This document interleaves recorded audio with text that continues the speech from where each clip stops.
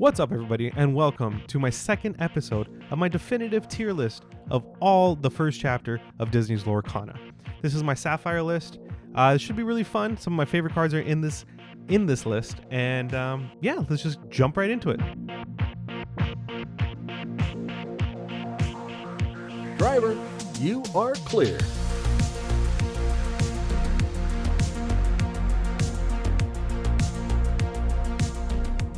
If this is your first time here and you've just discovered the channel, check out my main show, Trammin, a Disneyland podcast, for all your Disneyland podcast needs, where Kirk and I talk about the Disneyland resort through and only through our eyes.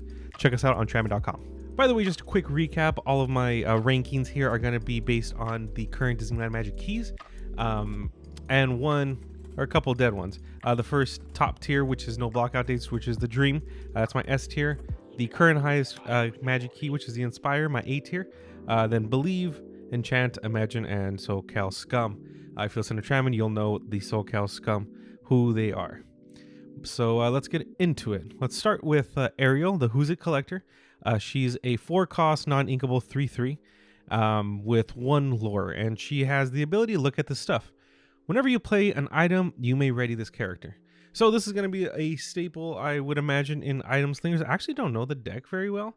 I haven't playtested it yet, but I am planning on it. But I would imagine that is somewhere in the B tier. Look, like I said, I don't know item slingers very well, so I'm going to put that right there in the Believe tier, because that seems like almost like a necessity in the deck. I'm going to have to double check to see how relevant she actually is within that deck. I don't know if that's going to be top tier. I have a feeling that's going to be more of like an A tier, a B tier deck. But I'm going to leave her for now in my Believe category there. Next, we have Aurora, the 4 inkable 2/5, 1 lore, and she has the ability Disarming Beauty. When you play this character, chosen character gets -2 attack this turn. So actually don't know. I don't know where to put this card. I feel like the other Aurora is probably better. It's like, why would you play a 4-cost Aurora when you have a 5-cost shiftable Dreaming Guardian next? So I'm gonna put her on the D tier. I don't think she's very viable. Maybe these support cards in like a support deck would be, but I don't even know what that would be. Next we have another Aurora, and this is the Dreaming Guardian one. The 5 inkable 3 attack 5 health. She is a shift 3, and she has the ability Protective Embrace. Your other characters gain ward, so she doesn't have ward, but the other characters on the board will, on your side of the field anyways. And she has she quests for 2, so I think she's pretty good. And I'm going to say she's pretty good. She's not the best. Running a princess deck with Amber can kind of work, but this Aurora, actually, I'm going to put her in the B tier also. I think I like the next Aurora more. The next Aurora is a 2 inkable, 2 lore, 2 attack, 2 defense, or 2 health, whatever it's called. She's the one they usually play along with the Moana and the shift line, because she's so cheap. Like the 2/2/2/2, the 2 all the way down. I love that stat line. I feel like it's super viable. So I'm gonna put that in the Inspire section here, my A tier. Next we have Belle, who's the Inventive Engineer.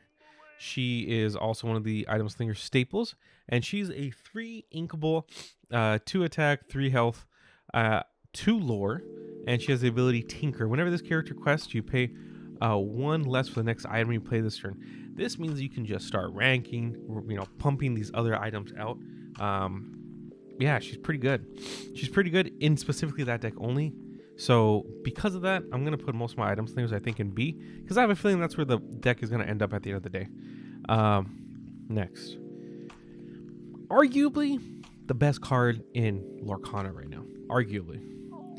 And that is the 4-cost inkable Belle Strange But Special. She has 2 attack, 4 health. What are the proper words here? Because I know I'm gonna get lit up for this. I'll look that up right now. But she has the ability called Read a Book. During your turn, you may put an additional card from your hand into your inkwell face down. So that's pretty good. Off the top, that's pretty good. You can essentially ink again for the turn.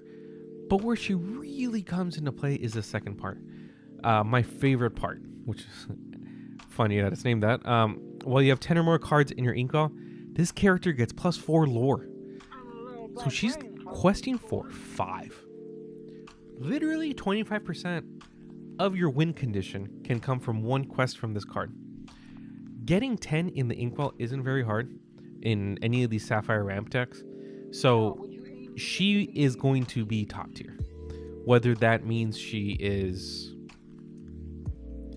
an S tier, whether that means, I don't see any blue deck not playing this card, because you're going to get that 10 in the inkwell eventually. If she was like a 7 cost, I think that would actually make her a little more balanced, a 6 cost.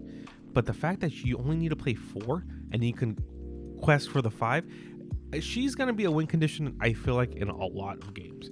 You're going to play her. They're going to do everything in their power to kill her with the 4 before you quest with her. But you quest with her after you hit the 10, and she can take you from 15 to 20 instantly. So because of that, she's definitely going to my S tier. Probably the best card in Sapphire, arguably the best card in Lorcana right now. Next, we have Chief Tui, the respected leader. The 7 cost inkable 3/6 with 3 lore. He is a support character. Meh. I'm going to put him at the C tier. He's totally fine.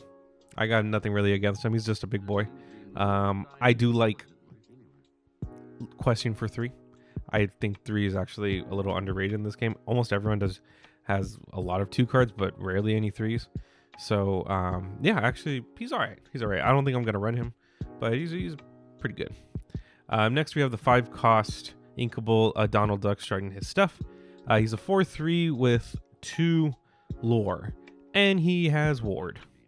So essentially, you can't choose him with Fire the Cannons, with Smash, with anything like that. Even Dragonfire or Maleficent herself. He's okay. I actually think I like this card more for the art more than anything. But because of me liking his art, I'm going to put him in the C tier. But yeah, I don't think he's that viable. Next, we have actually one of my favorite cards in the game because he's so lame, but he's so good. The 1 cost inkable 2/2, 1 lore Flounder, Voice of Reason. He's a little better than I think people give him credit for. I don't think these 1/2/2s vanillas are going to be ran very much anymore, but definitely in the beginning of us getting reveals, they were ran as staples. I'm going to put him toward the middle of B tier. I think he's a little better than... see, I don't know about this Ariel. I would like to know more about item singers before I can judge this specific Ariel. But I think he's right under the Belle Aurora line. So yeah, he's going to be in my B tier. Next, we have Grandma Tala. She's the 2 cost inkable 1/1, 1 lore. Amazing card in this game. Oh my god. Okay, this is why. She has the ability I Will Be With You. When this character is banished, you may put this card into your inkwell face down and exerted. If you've seen Moana, you'll understand that Grandma Tala plays a really big spiritual part in the movie. So after she passes away, she is still helping Moana throughout the story. So for her to get the ability of after she's challenged, after she challenges, she comes back and helps you is one of the coolest ideas in the game.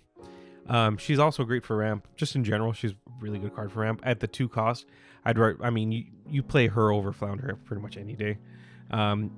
You can challenge into people and kill herself to put her in your inkwell faster.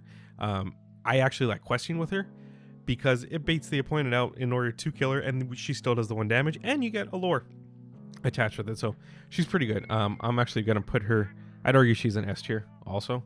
No, not as good as Belle, but she is up there also. Man, is she an S tier? No. You know what? She's gonna be a high A. I'm gonna give her a high A. The next card I have here, so the bane of my existence actually, the 7 cost non-inkable Hades. He is a 3/6 with 2 lore, and he has the ability. Is there a downside to this? When you play this character, you may put chosen opposing a character into the player's inkwell face down. He's a free let it go. He costs 2 more than let it go, and he's a pretty big boy. So a lot of people, especially in the beginning, were playing 4 let it goes. I don't like the card. And I'll get to it why in a little bit, but every single time on Pixelborn or Tabletop Sim, I am playing these ramp decks and they bring out Hades, I always get screwed. Like, they always put me back real hard. I don't know what it is. I don't know if I'm just not thinking about Hades right now, but he's a very good card. He's going to be right under Grammatala in that A tier. He's definitely a viable card.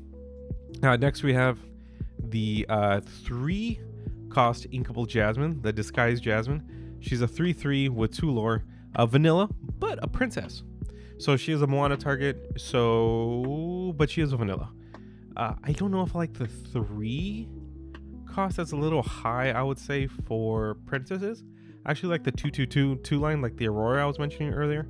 So I'm going to put her toward the bottom of B tier, being that I think most other princesses are probably better than her. But she does have a shiftable card, accompanied with her. That is the 5 cost inkable Jasmine, Queen of Agrabah.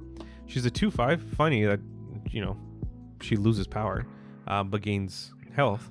You can shift 3 onto the other Jasmine, and she has the ability Caretaker. When you play this card, and whenever she quests, you may remove up to 2 damage from each of your characters. Pretty good healing option. I just think her stat line might be a little bit too low in general. The 2/5, I feel like that's really easy to get rid of. Yeah. I'm going to probably put her right next to the other Jasmine in the B tier. It's not bad. It's just like, it's okay. Next, we have the 4 cost Inkable Maleficent, Sinister Visitor. She's a 3/4 with 2 lore, vanilla, a villain. This is probably one of the worst Maleficents, I would say. There's so many in the game. So I'm actually going to put her in the D tier along with probably the worst Aurora in the game. So, she'll live down here. I don't think she's that good, especially compared to the next one, which is the 5 cost Inkable Maleficent Uninvited. She's a 3/6 with 3 lore, also a vanilla, but that stat line just got this massive bump. Like, why would you play the Sinister Visitor? I really don't understand.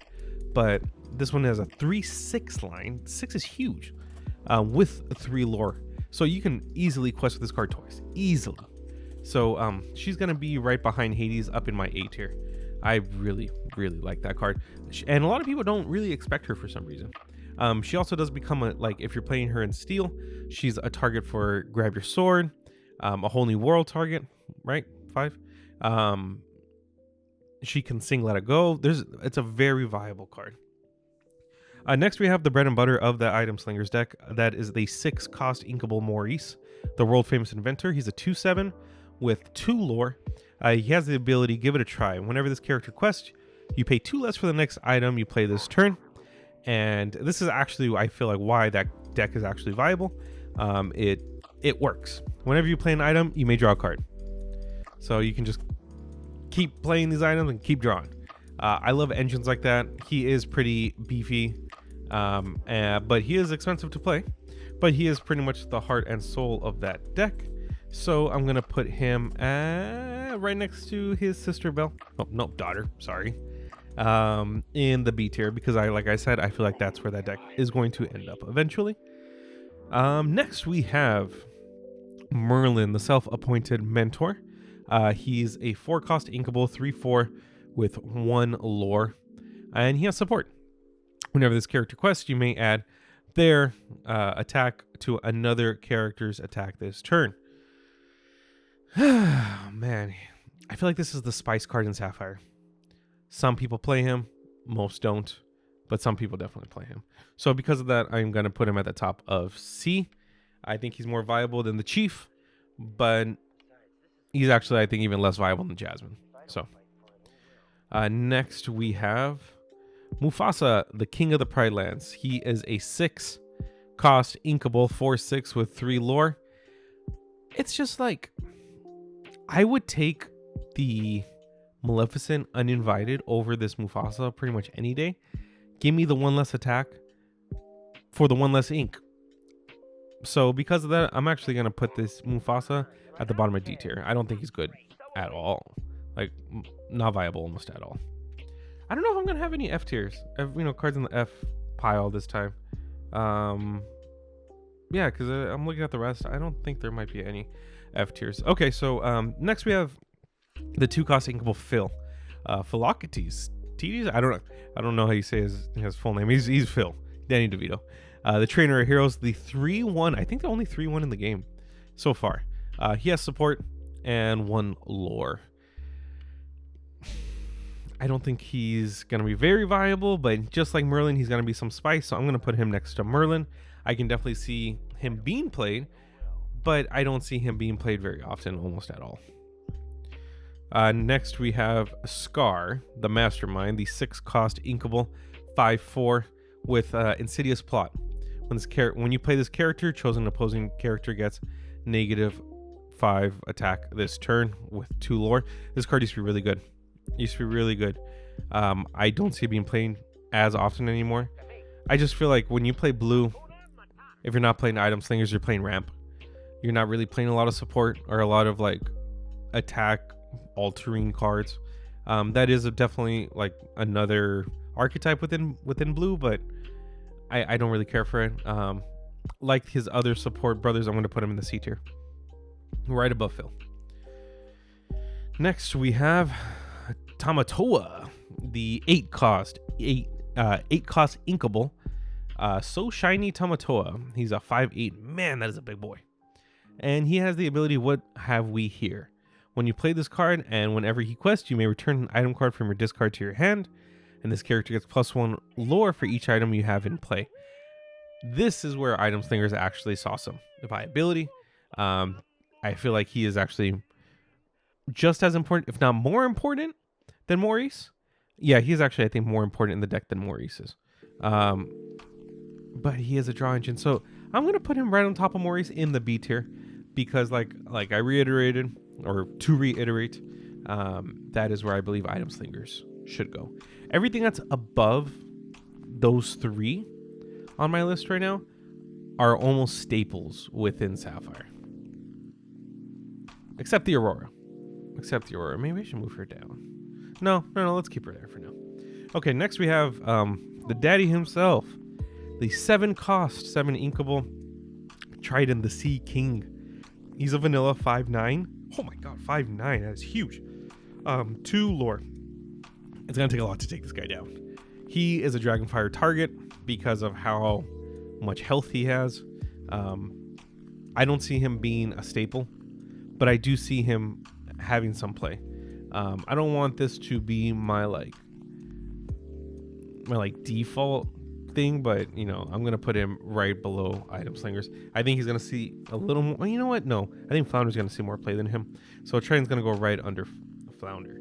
If this Ariel needs to be higher, please let me know, guys, because I don't know. I don't know if that Ariel is actually that good. She's nowhere near as good as the Amber Ariel, the one that can sing five songs. But yeah, let me know. She's not inkable. Like, there's a lot of issues with her. So okay. Next we have Develop Your Brain, one of the staple blue cards. It is a 1-cost inkable. Look at the top 2 cards of your deck. Put 1 into your hand, the other at the bottom of the deck. Like I said, practically a staple within blue. It really has no drawback to it, so I'm gonna put him right on top of Maleficent. I think he's gonna see more play than that Maleficent. Any kind of ramp, you're gonna use that to look for your ramp. We haven't really even gotten to a lot of the 2 main ramp cards. So yeah, you're gonna want to get the 1 jump aheads or the Mickey Mouses. So yeah, he's gonna be up in that A tier. Okay, next we have the 3-cost non-inkable if it's not Baroque. It's an action and it's return an item card from your discard to your hand. Do I just put all of item slingers like within the same tier? No, you know what? I don't like the non-inkable nature of this card, so he's gonna be at the bottom of C tier. It seems pretty good, but you can also use Tamatoa for him. So yeah, he's gonna be at the bottom of C. All right. And if these are like spicy takes, please let me know, because like I said, I don't have a lot of experience with that deck specifically. So yeah, educate me, please. Next, we have the 5 cost, 5 inkable Let It Go. And that is a song. And that is saying that song sings, put in a character. Is it like singing? I don't know. Put chosen character into their player's ink wall face down and exert it, which means you can also choose your own. People forget that if you need that extra ink for the next turn, you can put, a 1 health left Mickey Mouse detective from your field into your inkwell with Let It Go. I don't see you doing that very often. I don't see people doing that very often, but that is possible. I don't like this card to tell you the truth, but it is a good card. So I'm gonna put it right at the top of B tier. That might be a little bit of a spicy take, but yeah. I think Hades is much better. Straight up, I think Hades is much better of a card. Okay, next we have one of the best cards in Sapphire, and that is One Jump Ahead, the 2 cost non-inkable song. Put the top card of your deck into your inkwell face down and exert it. This is the definition of ramp. This is how you can outpace your opponent. This is how Sapphire wins, by getting more ink than your opponent can faster. And how do you do that? By singing a lot of One Jump Aheads. That's going to go right under Bell in the S tier. So yeah, you've definitely run 4 of those. No question about it. And the fact that you can target a Grandma Tala and she can sing One Jump Ahead and you don't have to pay anything for it. That's insane. Okay, next we have Work Together, the 1 cost inkable action, and chosen character gains support this turn. Another one of those support cards. Whenever they quest, you can add their support to another character's. You can add their attack to another character's chosen attack this turn. Yeah. Going with the other supports, I'm gonna put this under Phil. Actually, under the Chief. Actually, under Donald. Yeah, that's gonna be down there. I like the art though of that card a lot. That's cool. Man, remember Coconut Basket? I remember this card. I haven't played it. I don't know if this is a item slinger staple or what, but I remember this card. Whenever you play, by the way, 2 cost inkable. Consider the coconut. Whenever you play a character, you may remove up to 2 damage from chosen character. I would always see this as a dead card in my hand, so I am going to put this top of D tier. Come for me. Do it. Next we have Eye of the Fates, which is an item. And it's a 4 cost inkable. See the future. Exert this card. Chosen character gets +1 lore this turn. I've actually seen this card being used. And being used efficiently, kind of. Only thing is it costs a lot of money. It costs a lot of ink. 4 is pretty heavy. But if you can get it off, you can get it off. I'm going to put this still in D tier because I don't think it's that good. But it is going to be on top of definitely the Coconut Basket. Next we have the 3 cost inkable Fishbone Quill. And it says go ahead and sign. Exert this card and put any card from your hand into your inkwell face down. Underrated card. Underrated ramp card in the game. Nowhere near the 1 Jump Aheads or the Mickeys, but it is good. I'm going to put this right above Flounder here in the B tier. If you can properly get this card off, it works really well. If not, it becomes just another ink in your inkwell. So next we have the 1 cost inkable Magic Golden Flower, and that is an item. It has Healing Pollen. Banish this item, remove up to 3 damage from chosen character. That's not good. That is not good. I don't like banish this item cards. The one-time use items, I don't understand. I mean, I guess you can see viability with getting it back to your hand and stuff, but I don't think that's good. I'm gonna put it at the bottom of D tier. So far, I think the worst card in Sapphire. Next we have the 1 cost, inkable Scepter of Arendelle. And has the ability command. Exert this card. Chosen character gains support this turn. I've seen this kind of pop off a little bit. I'm not gonna lie. So I feel like you can use having support on Merlin or Phil or Scar is cool, but I feel like having it as an item like that, you can play it with item slingers and still have it be it just seems like it works well with blue in general. So I'm going to put this. See, I don't think any of the items are that good. That's why I don't really care for item slingers. Let's put this at the top of C. I feel like that's a pretty good spot. Next, we have one of the first cards announced for the game, Robin Hood. The 6 cost, 6 ink, 4/4, 2 lore, and he has the ability to Feed the Poor. When you play this character, if an opponent has more cards in their hand than you, draw a card. That never happens. It never happened to me whenever I played him. And he also has Good Shot. During your turn, this character has Evasive. That's cool. That's cool. But he doesn't get that much play. I think he's going to be toward the top of C. I don't care for him. But yeah, he's all right.